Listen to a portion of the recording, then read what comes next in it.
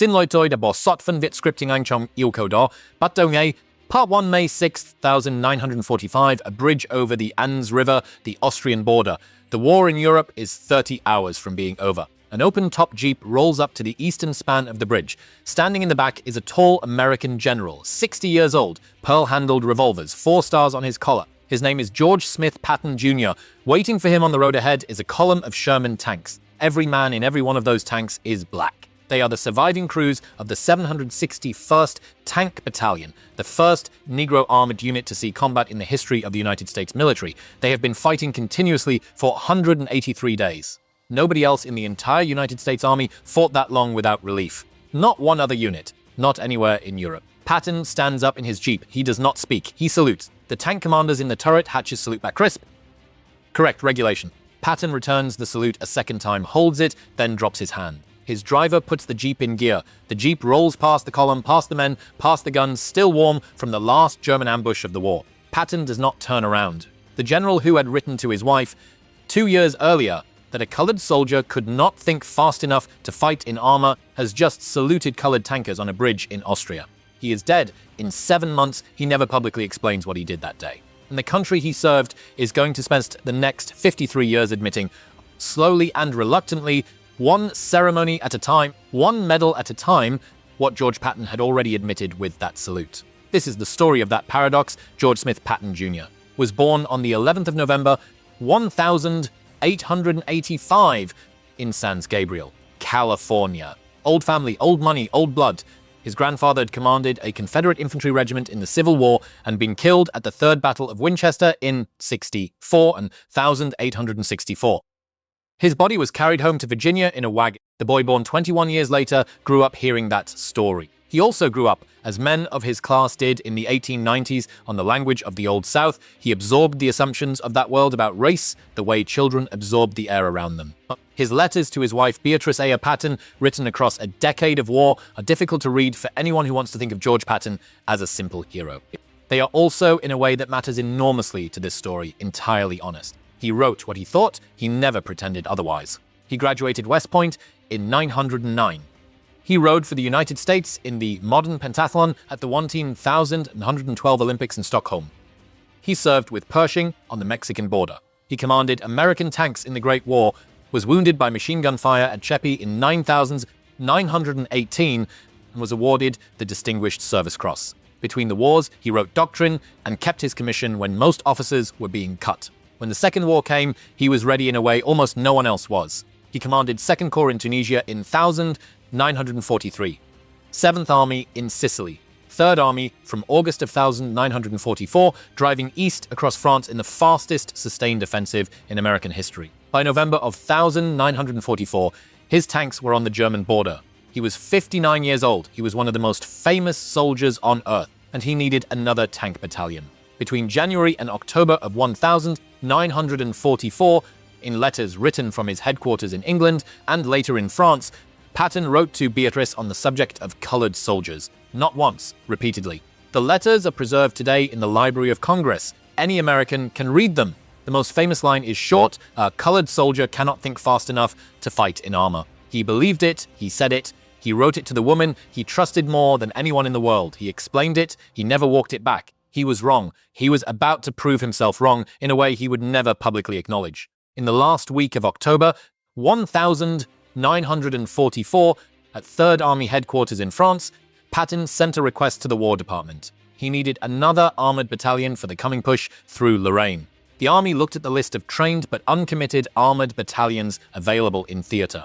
There was only one left, the 761st Tank Battalion, an all-black armored unit, fully trained, fully equipped, waiting in England since the beginning of October. The Army sent Patton the file. He knew what he was looking at. He asked for them anyway. The 761st Tank Battalion had been activated on the 15th of March, 1942, at Camp Claiborne in central Louisiana. Its commanding officer was Lieutenant Colonel Paul L. Bates, 35 years old, a white officer from a New England family who had volunteered to command a Negro unit at a time when almost no other white officer of ambition would have taken that assignment. In the 1940s United States Army, volunteering to lead black soldiers was considered a career-ending move. Bates took it anyway.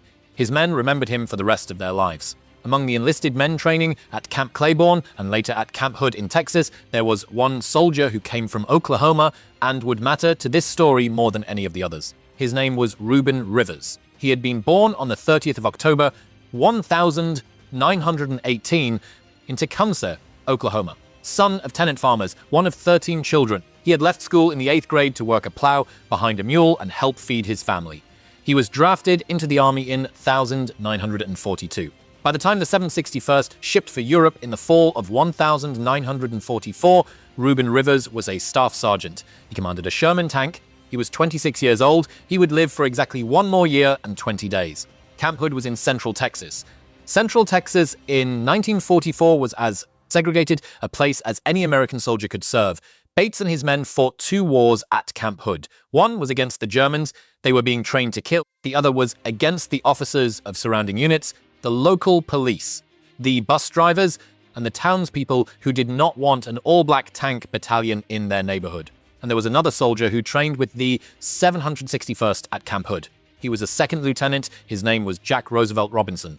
Everybody called him Jackie. He was 25 years old, born in Cairo, Georgia, raised in Pasadena, California. He had lettered in 4 sports at UCLA before the war, including baseball. On the 6th of July, 1944, Second Lieutenant Jackie Robinson boarded a military bus at Camp Hood. He sat down beside the wife of another officer. The driver ordered Robinson to move to the back of the bus. Robinson refused. He knew his rights.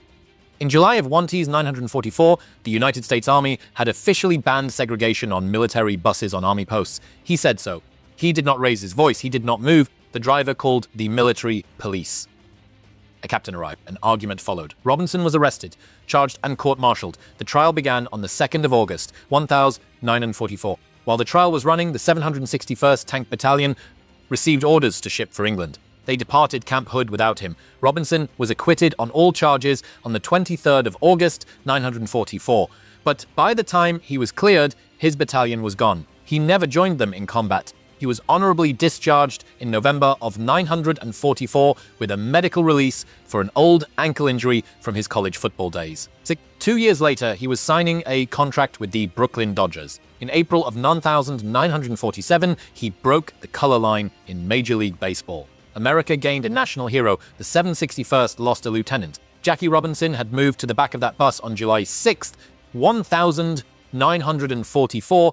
He would have shipped to England with the 761st, fought under Patton, and possibly died in a Sherman tank in Lorraine before Christmas. Neither side ever fully understood what the other one cost them. At 3rd Army Headquarters in the last week of October, 1944, Patton was reading the file of the battalion that Jackie Robinson had just missed shipping out with. He knew they were black. He knew what he had been writing to his wife. He asked for them anyway. The 761st was ordered to move from England to France in the first week of November. They arrived at 3rd Army Headquarters on the 2nd of November, 1944. That morning, at a small village called Saint-Nicolas-des-Ports, in the cold, drizzling rain of eastern Lorraine, George Patton was going to stand on the hull of a Sherman tank without a raincoat and say something that would be quoted in every history of the 761st Tank Battalion ever written. Ruben Rivers was going to be standing in the 3rd row. He was going to hear every word. And 6 days after that, he was going to earn a Silver Star. 13 days after that, he was going to die. But not yet. Right now, it is the morning of November 2nd, 1944. The rain is falling on St. Nicolas-des-Ports. 600 black tankers are standing at attention in the mud. An old white general in tan riding breeches and pearl-handled revolvers is climbing up onto the front hull of a Sherman. He is about to say something that contradicts everything he has ever written in private. He is not going to notice the contradiction. Neither are the men listening. That is how history is made. For Part 2, the rain was cold on the 2nd of November, 1944, and it fell straight down on the parade ground at St. Nicolas-des-Ports. 600 black soldiers stood in the mud in raincoats. George Patton stood on the front slope of a Sherman tank without one. He looked down at the men. He held up one hand for silence. Then he gave the speech. Every history book carries a slightly different version of the words. The version most historians accept, drawn from the notes of Pittsburgh Courier correspondent Tres Van Anderson, and the memories of the men who were there, runs about 130 words. He told them they were the first Negro tankers to fight in the American Army. He told them he would never have asked for them if they were not good. He told them he had nothing but the best in his army. He told them he did not care what color they were, so long as they went up there and killed those Kraut sons of bitches. He told them everyone had their eyes on them. He told them their race was looking forward to their success. He told them not to let them down, and he told them not to let him down. Then he climbed off the tank and drove away. The men stood in the rain for a long time before anyone told them to break formation.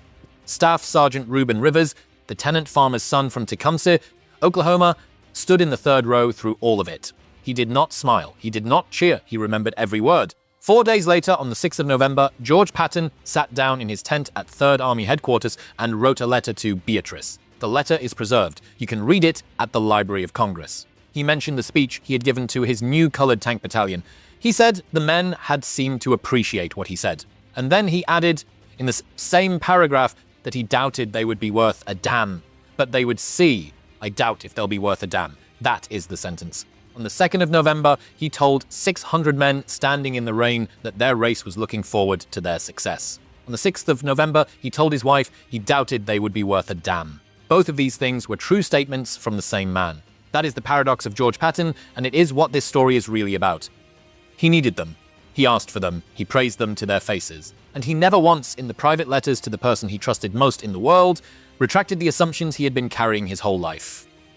He did not lie in the speech. He did not lie in the letter. He believed both things at once. Some men are like that. Some countries are like that. The 1761st went into combat on the 8th of November, 1944, near a French village called Athenville. Their first serious engagement was a set of German positions dug into a hill outside a town called Vic-sur-Seille. A wooden log obstacle blocked the road. German machine guns and mortars were zeroed in on every approach. The lead tanks could not push through. The infantry in the ditches could not get up. Staff Sergeant Ruben Rivers dismounted from his tank. He walked forward through direct enemy fire, hooked a cable to the obstacle. He walked back to his tank. He pulled the obstacle out of the road. His platoon leader put him in for the Silver Star that same day. On that same day, Lieutenant Colonel Paul Bates, the white officer who had trained these men for 2 years, was hit by German mortar fire. He was evacuated to a rear hospital. He would not return to the 761st for months. His men were going into the hardest fighting of their lives, and the man who knew them best was being carried away from the battle. 8 days into combat, Silver Star in hand, commanding officer wounded and gone. The 1761st kept moving. On the 15th of November, 1944, near a village called Gebling, the tank commanded by Staff Sergeant Ruben Rivers ran over a landmine. The blast tore the treads off the tank. It also tore Rivers open from his right knee down to his ankle. A jagged piece of steel from the tank's own belly plate drove itself into the meat of his thigh. His crew carried him out. The battalion medical officer arrived. He looked at the leg. He said he was going to give Rivers morphine, load him on an ambulance, and send him back to the field hospital. Rivers refused. He refused the morphine. He refused the evacuation. He said, according to at least 3 men who were present, some version of one short sentence. I see them. He meant the Germans. He meant the war. He meant the men in his platoon who were still forward and still needed a tank commander. Captain David J. Williams, too, arrived. He was 32 years old. He was a white officer, one of the officers Bates had trained. He had known Rivers for 2 years. He looked at the leg. He knew what a leg that looked like told you about the future of the man standing on it. He ordered Rivers to accept evacuation. Rivers refused. Williams could have made it a direct order with consequences. He did not. Something passed between them in that. Some understanding that both of them knew exactly what was going to happen, and that the choice Rivers was making was one that Williams could not, as a matter of honor, take from him. Rivers took command of a spare tank. He wrapped his leg in his own field dressing. He got back in the fight. For the next 4 days, Ruben Rivers commanded a Sherman in continuous combat with a wound that was, by any medical standard, incompatible with staying upright. He did not sleep more than an hour at a stretch. He ate what his crew could hand him. He directed fire. He killed Germans. On the 19th of November, 1944, near a town called Borgeltroff, his tank came around a curve in the road and found itself facing 2 German anti-tank guns dug into the tree line at close range. He had a choice. He could reverse the tank and pull his crew back around the curve out of the immediate line of fire. Or he could stay in the road and engage, which would draw the fire onto himself and give the tanks behind him time to get off the road and take cover. He ordered his gunner to open fire. He stayed in the tank. The first German round hit the turret ring. Ruben Rivers was killed instantly. His gunner and his driver survived. They both said later, that Rivers had known exactly what the second round was going to do, and had stayed in his seat so the men behind him could live. He was 26 years old. He is buried today at Lorraine American Cemetery in Saint-Avold, France. Plot F row 27, grave 27. His marker reads his rank, his name, his awarded decoration, his state, and the date of his death. Staff Sergeant Ruben Rivers, Silver Star, Oklahoma, November 19, 1944. There is no mention on that stone of the Medal of Honor that Captain Williams would immediately recommend him for, and that would sit in a file drawer somewhere in the United States Army for the next 53 years. Williams wrote the recommendation within a week of Rivers' death and sent it up the chain. It should have moved from battalion to regiment to division to corps to Army headquarters. Somewhere on that path, it stopped. There is no surviving document from World War II explaining why, no letter of denial, no signed disapproval, no record of formal rejection. It simply did not move. In the entire Second World War, 1.2 million Black Americans served in the United States Armed Forces. None of them received the Medal of Honor. Not! In every major war before World War II and every major war after it, Black American soldiers received Medals of Honor at rates comparable to their white counterparts. The Civil War, the Spanish-American War, Vietnam, the Gulf War. Only in the Second World War did the number go to zero. A study commissioned by the Army 50 years later concluded it was not accidental. It was the result of specific decisions made at specific levels of the wartime bureaucracy about which recommendations would be processed and which would be allowed to quietly disappear. Ruben Rivers was one of many. He was not the only one. Warren G.H. Creasy, 24 years old, of Corpus Christi, Texas, had his tank disabled outside Gubbling on the 10th of November. He climbed out of it, ran to another disabled tank, took over its machine gun, and fought off a German infantry attack from an exposed position on top of the vehicle while rounds were coming in from 3 directions. His platoon leader recommended him for the Medal of Honor. It was downgraded to the Silver Star. Nobody explained why. First Lieutenant Charles L. Thomas of the 640th Tank Destroyer Battalion, 24 years old, was leading a column up a mountain road in the Vosges when German fire hit his Jeep. He took shrapnel to his chest, his legs, and both arms. He got out of the Jeep, he stayed on the road, directing his men into firing positions until every gun was in place and returning fire. Only then did he allow himself to be evacuated. He was put in for the Medal of Honor. It was downgraded, nobody explained why. Thomas went home to Detroit after the war. He got married. He worked as a computer programmer at Ford. He raised a family. He died in 1980 at the age of 49. Without ever knowing that the medal he had been recommended for would one day be given to his family 17 years after his death. Between November of 1944 and April of 1945, the 761st fought without pause, through Lorraine, through the German counteroffensive in the Ardennes that we now call the Battle of the Bulge, across the Saar and into Germany, all the way to Steyr, Austria, where they linked up with Soviet forces on the 5th of May, 1945, 183 days, continuous combat, 6 countries, more than 130,000 enemy casualties, more than 15,000 prisoners taken, 34 of their own men killed, more than 200 wounded, a casualty rate approaching 50%. Nobody else in the American army did what they did.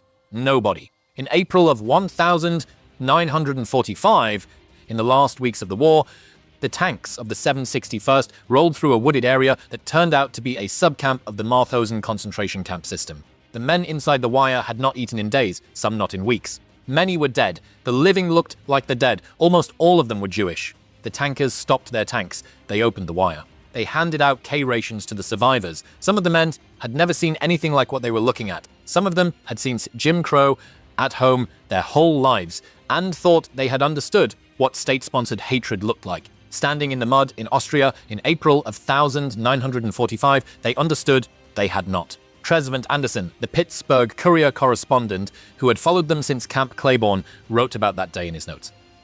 He wrote that some of the men cried. He wrote that some of them could not stop. He wrote that one man said that seeing what happened to those people made him understand something new about what could happen back home if hatred went far enough and nobody stopped it. 6 months later, those same men would be riding buses in Alabama and Texas. They would not be allowed to sit in the front. Porp 3 Victory in Europe Day was declared on the 8th of May, 1945. 2 days before that, on the 6th of May, George Patton drove to the bridge at the Enns River and saluted the men of the 761st Tank Battalion. That is where this story began, and that is where it comes back around. The salute was, as far as anyone knows, the closest Patton ever came to a public acknowledgement that he had been wrong in his private letters. He never gave a speech about it. He never wrote to Beatrice and said that the colored tankers had in fact been worth a damn. If such a letter exists, no historian has ever found it. Patton's correspondence has been searched more thoroughly than almost any other American general. There is one small clue. In the last weeks of his life, Patton dictated material that became his posthumous memoir, War as I Knew It. His widow edited it heavily before publication. In the section on Lorraine and the Ardennes, the 761st Tank Battalion is mentioned. It is not disparaged. It is that is the closest the record comes.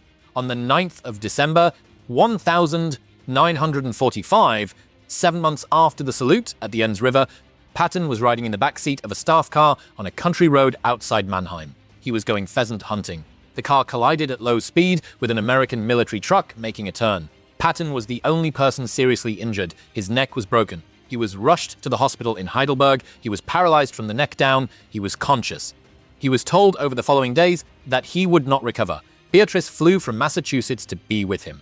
She was at his bedside when he died. 12 days later, on the 21st of December, 1945. He was 60 years old. He is buried at the Luxembourg American Cemetery at the head of a section containing 5,000 of the American soldiers he commanded in his last campaign. His cross is not larger than the others. He is not buried apart. He chose to spend the rest of time among the men. The 761st Tank Battalion came home in the summer of 1946. They did not get a parade. They did not get medals, ceremonies at the White House. They came home to a country that, in most of its states, still required them to sit at the back of the bus, eat at separate lunch counters, and stay out of neighborhoods that had signs that said whites only. The tank commanders who had killed hundreds of Germans in armored combat put their uniforms in cedar chests and went back to being janitors, elevator operators, cooks, and porters. That is not a metaphor. That is what they did. David Williams, the captain who had stood in front of Ruben Rivers and chosen not to make the order stick, went home, went to law school, became an attorney, and in 1983 published a memoir called Hit Hard. In that book, he told the story of Rivers in careful and specific detail. He wrote in the front matter that he had spent the next 38 years trying to get Ruben Rivers the Medal of Honor.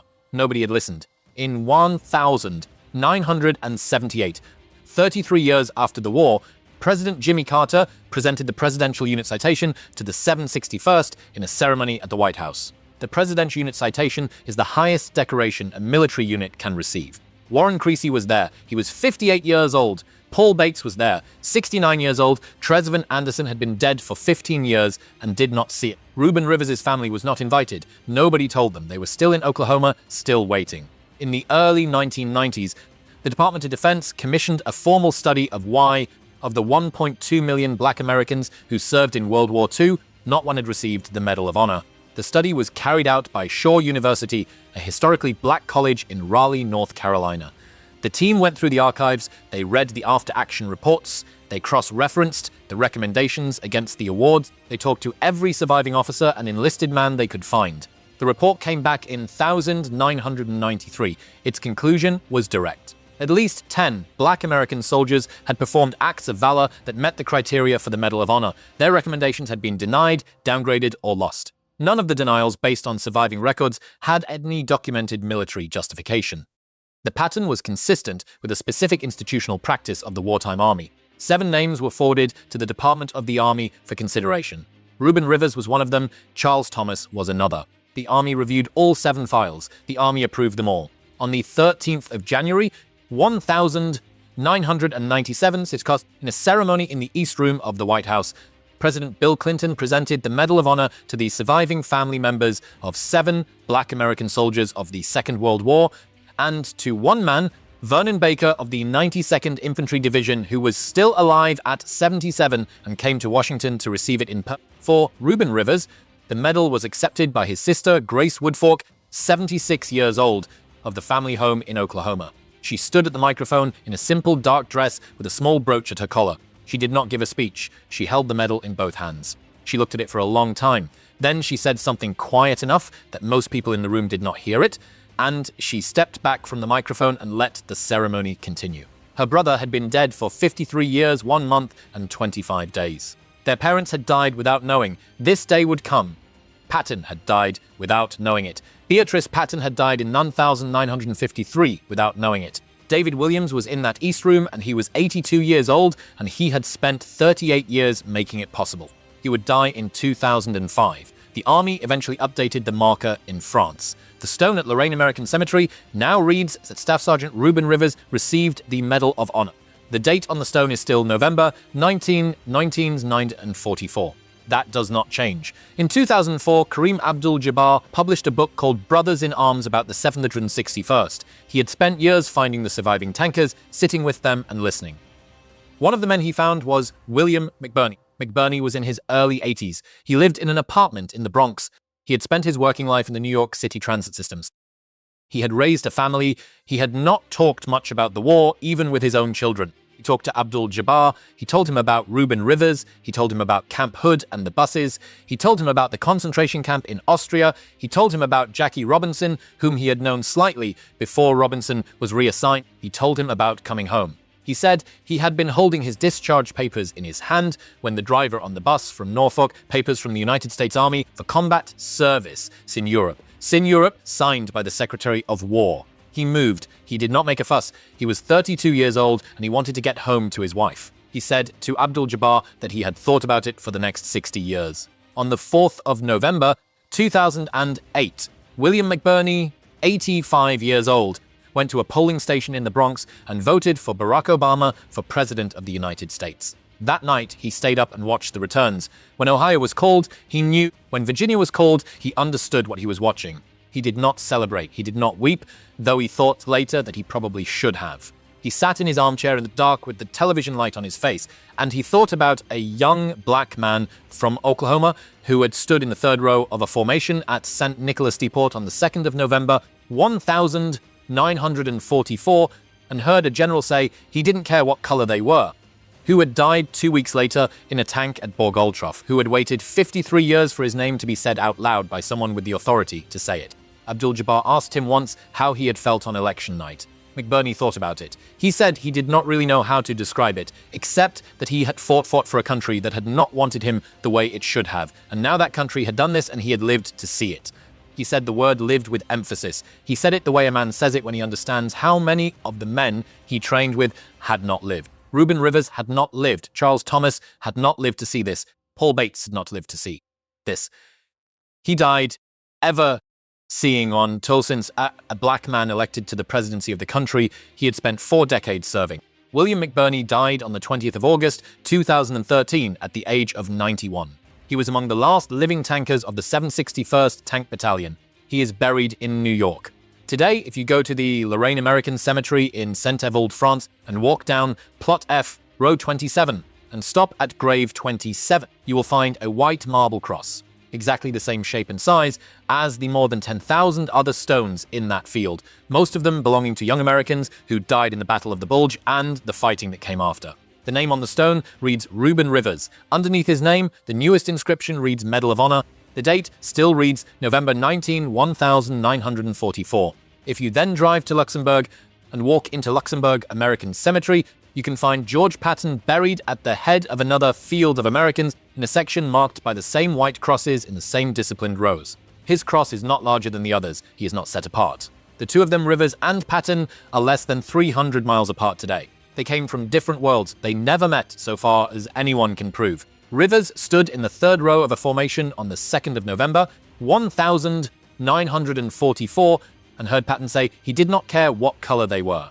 2 weeks later, Rivers was dead, but they belong to the same story. And the story is not finished, because the country that spent 53 years slowly admitting what those men had done, and 80 years slowly opening the doors that had been closed to them, is still working out what they mean. George Patton wrote in a letter to his wife that a colored soldier could not think fast enough to fight in armor. He was wrong. He asked for the colored soldiers anyway. He saluted them at the Anns River. He died before he had time to say out loud what his actions had already said. The country he served spent the next 53 years catching up. That is not the story we usually get about America. But it is closer to the truth than the version we do get. We move forward, slowly, reluctantly, imperfectly, decades behind where we should be. But we move forward. Ruben Rivers is buried in France with a Medal of Honor. William McBurney lived to vote for a black president. George Patton is under a plain white cross with his men. and a country that did not want any of them the way it should have wanted them has slowly, with great difficulty and enormous delay, come around to giving them their names back. That is the paradox. That is the whole story. That is what the salute on the 6th of May, 1945, was really about.